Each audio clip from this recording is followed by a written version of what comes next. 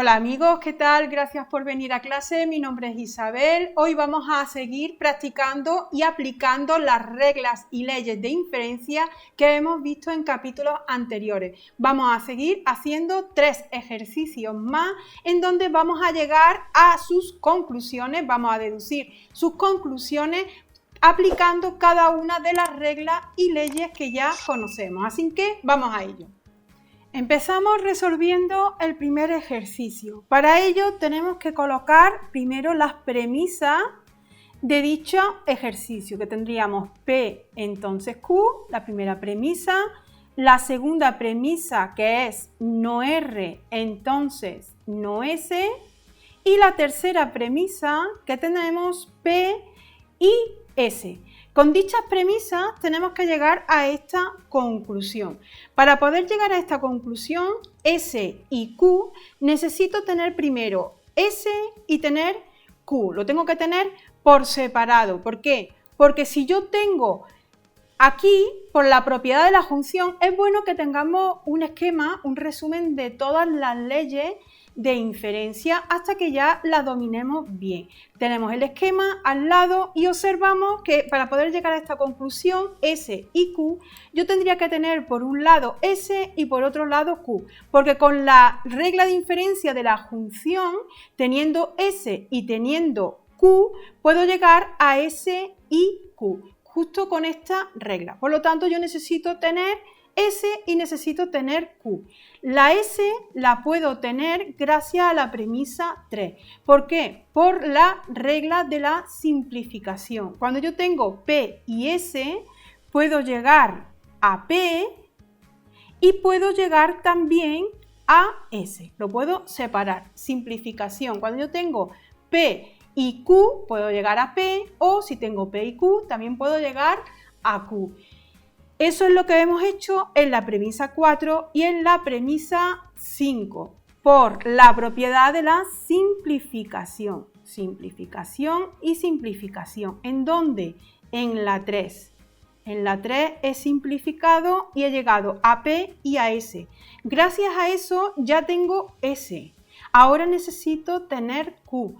¿Cómo llego a tener Q? Pues fijaros, si yo tengo aquí P, entonces Q, y tengo aquí P, puedo llegar a Q gracias al modus ponendo ponen, gracias a esta propiedad, a esta regla de inferencia. Cuando yo tengo P, entonces Q, y tengo el antecedente, puedo llegar al consecuente. Pues eso es lo que voy a hacer en la siguiente premisa, y es tener, si yo tengo P, entonces Q, y tengo P, puedo llegar a Q gracias al modus ponendo ponen, ¿en dónde? En la premisa 1, lo he aplicado en la premisa 1 y en la premisa 4.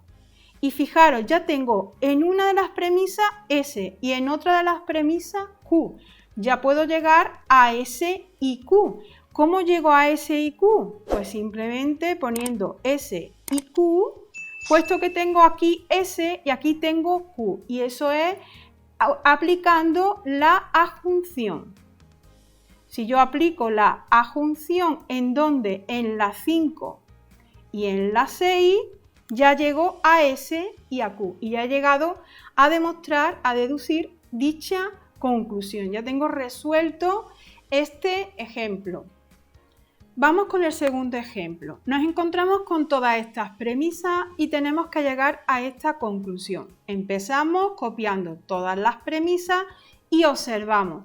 Tenemos que llegar a no T y no P. ¿Qué ocurre? Que no P lo tengo, pero necesito el no T. ¿Por qué? Porque si yo tengo por la ley, por la regla de la adjunción, si yo tengo por un lado P y por otro lado Q, puedo llegar a tener P y Q. Entonces yo voy a aplicar esta regla. Ya tengo el no P. Necesito tener el no T para poder aplicar la regla y ya llegar a la conclusión. ¿Qué observo? Que el no T no lo tengo suelto, pero lo tengo aquí. Aquí tengo no T. Para yo llegar aquí a no T necesito el no R. por el modus ponendo ponen, cuando yo tengo P entonces Q, si tengo el antecedente puedo llegar al consecuente. Entonces si yo tengo aquí no R, entonces no T, si tengo no R puedo llegar a no T, yo necesito llegar a no T para poder llegar a la conclusión. Pero ¿qué ocurre? Que para llegar a no T necesito antes tener el no R. Le aplico esta regla y llego al no T. ¿El no R lo tengo? Tampoco lo tengo aquí. ¿Qué ocurre? Que para llegar aquí al no R necesito tener antes la negación del no S, o sea, no S, o lo que es lo mismo, S. ¿Y qué es lo que tengo que aplicar? Pues tengo que aplicar el modus tollendo ponen. El modus tollendo ponen, cuando yo tengo la negación de esta, puedo tener la siguiente, que es esta, el modus tollendo pone. Si yo tengo P o Q y tengo la negación de Q, puedo llegar a P, o si tengo P o Q y tengo la negación de P, puedo llegar a Q. Esta es la que me interesa. Yo necesito tener la negación de no S, o lo que es lo mismo, S, para poder llegar a no R. Yo lo necesito para poder llegar a no T. ¿Qué ocurre? Que el no S no lo tengo suelto, pero si lo observo lo tengo aquí.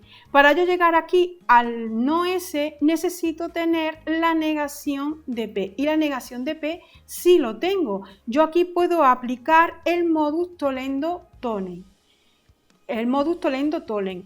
¿Qué es lo que tengo? Que si yo tengo, ¿qué es lo que nos dice la regla? Que si yo tengo P entonces Q y tengo la negación de Q, puedo llegar a la negación de P.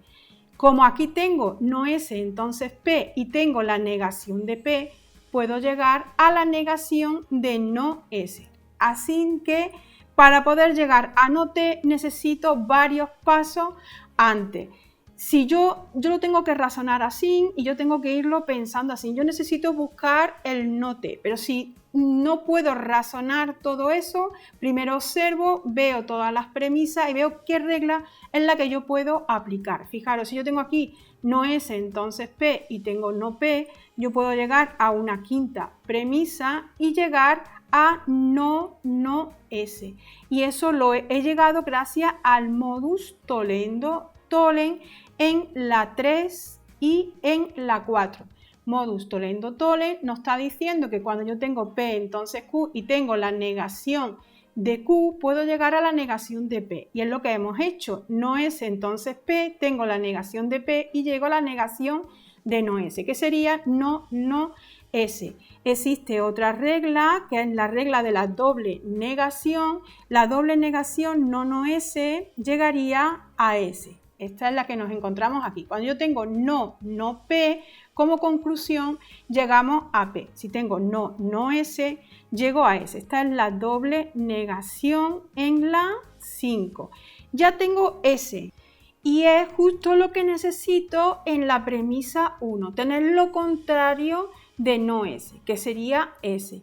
¿Y por qué? Porque ya teniendo lo contrario puedo llegar a no R. No R. ¿Y qué es lo que he aplicado? He aplicado el modus tollendo ponen en el 1 y en el 6. El modus tollendo ponen nos dice que cuando tengo P o Q, si tengo no Q, llego a P, o esta, si tengo P o Q, si tengo la negación de P, puedo llegar a Q. Por lo tanto, si tengo la negación de no S, lo contrario de no S, no S, que sería S, puedo llegar a no R aplicando el modus tollendo ponen en el 1 y en el 6. Ya tengo no R. ¿Para qué necesito no R? Lo necesito para esta premisa. Cuando yo tengo no R, entonces no T, y tengo el antecedente, tengo el no R, puedo llegar a no T. Y eso gracias al modus ponendo ponen. ¿En qué? ¿En cuáles premisas? Pues la premisa 2 y en la premisa 7. En el 2 y en el 7 aplicando el modus ponendo ponen, cuando yo tengo P entonces Q y tengo el antecedente, puedo llegar al consecuente. Cuando tengo no R, entonces no T y tengo el antecedente, no R, puedo llegar a no T. Ya he llegado por fin al no T. Yo necesitaba tener el no P y tener el no T. Por lo tanto, ya tengo otra nueva premisa en el que tengo no T y no P. Ese no T y no P he aplicado la adjunción. ¿La adjunción en dónde? La adjunción en la premisa, en el 4 y en el 8. Gracias a la premisa 4 y a la premisa 8 lo puedo juntar las dos, puedo tener no T y no P en la adjunción en el 4, 8. Y ya tendría la conclusión, ya habría llegado a resolver el problema. Y ya para terminar vamos a hacer este último ejercicio. Tenemos estas premisas y tenemos que llegar a la conclusión de R, I y Q.